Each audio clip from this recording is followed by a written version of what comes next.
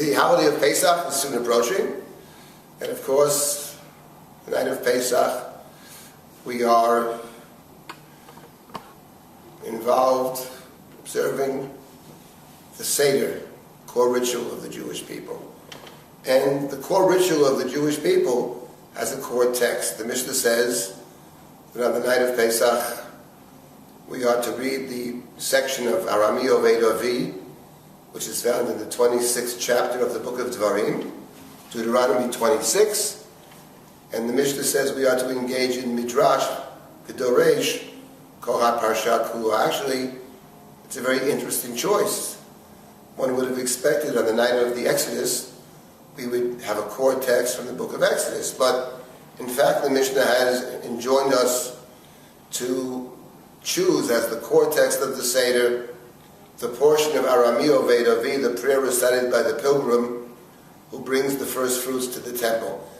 The first fruits to the temple, the Bikurim, were brought on Yom HaBikurim, which is the holiday of Shavuot, 7 weeks later. So it's doubly strange that the text is neither from Exodus, and furthermore, it seems to be a text much more appropriate for a different holiday than the holiday of Passover. So one can question why, in fact, this was the choice. What was the intention of the Mishnah in telling us to read and study and engage in exegesis on this parsha? And it strikes me that there are several reasons why this might have been the choice, and I'll mention something about the parsha. It requires, of course, a deeper study, but it strikes me that on the night of Passover, the way the rabbinic understanding of the Seder is that essentially we are doing two things at the Seder. We are, of course, observing the ritual meal of Passover, which in the Torah was the Paschal sacrifice that was eaten at night, together with the matzah, together with the bitter herbs, the maror. And even though nowadays we don't have a sacrifice, but we have things that stand in for the sacrifice, perhaps the afikomen.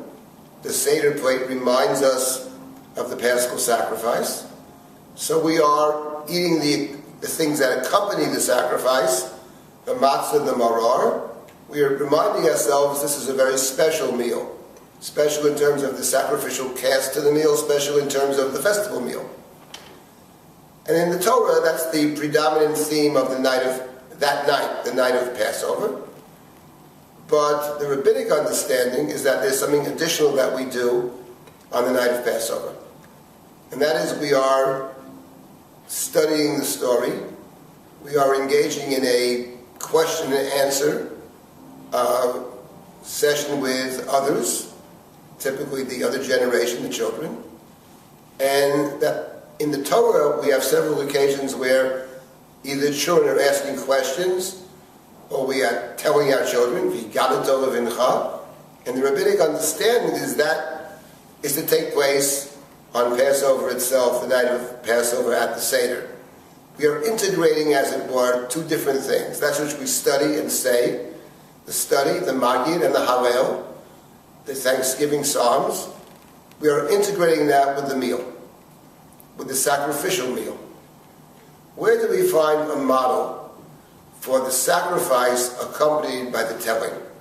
There is only one such model. And that model is found in Deuteronomy chapter 26, Arami Oved Avi.